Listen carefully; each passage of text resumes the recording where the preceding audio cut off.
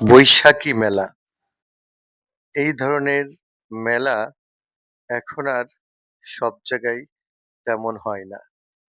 আস্তে আস্তে এই সংস্কৃতিটা আমাদের দেশ থেকে প্রায় উঠে গেছে। আগে আমাদের কালীগঞ্জে শহরেই প্রতি বছরই বৈশাখী মেলার আয়োজন করা হতো। এখন আর শহরে সেই ধরনের মেলা আর চোখে পড়ে না। তাই মেলা শুনে আমরা গিয়েছিলাম কালীগঞ্জ থেকে ১০ কিলোমিটার দূরে মল্লিকপুর বটতলায়। মল্লিকপুর বটগাছটা আসলে এশিয়ার বৃহত্তম বটগাছ। এই বটগাছের তলায়ই আমরা মেলা দেখতে গিয়েছিলাম। মেলায় প্রবেশ করে দেখতে পেলাম বেশ ভিড় এবং দোকানিরা বিভিন্ন প্রোডাক্ট সাজিয়ে বসে আছে।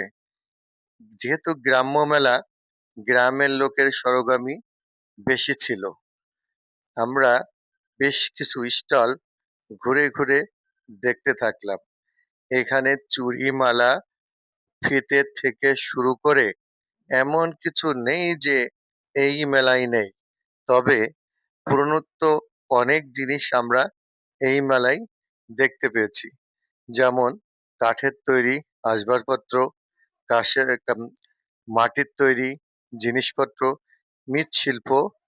এই মৃৎশিল্প কিন্তু এখন আর চোখে পড়ে না তেমন। তবে মাটির তৈরির বিভিন্ন পিঠের সাজ, ব্যাংক এই জাতীয় জিনিস আমরা মেলায় দেখতে পেলাম। মেলা সন্ধ্যার পরে গিয়েছিলাম, দেখতে ঘুরতে বেশ ভালোই লাগছিল। আমরা মেলার বিভিন্ন স্টলে গিয়েছিলাম। এক সাইডে স্টেশনারি জিনিসপত্র, আর এক সাইডে ঢুকেই দেখতে পেলাম বিভিন্ন খাবার আইটেমের পরশা সাজিয়ে বসে আছে। যেমন ধরেন পাঁপড়, বাদাম, ঝালমুড়ি মাখানো। অবশ্য সবকটাই লোভনীয় খাবার। কিনে নিলাম বাদাম আর মুড়ি মাখানো, তো দেখেই জিভেই পানি চলে আসলো। তাই সবাই মিলে মুড়ি মাখানো খেলাম।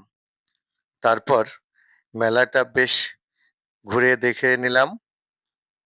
তারপরে আর কি বাড়ি ফেরার পালা। আস্তে আস্তে আমরা মেলা প্রোগ্রাম থেকে বেরিয়ে এসে মোটরসাইকেলে করে বাড়ির উদ্দেশ্যে রওনা হলাম। আসলে মেলাটা দেখে খুবই ভালো লাগছিল।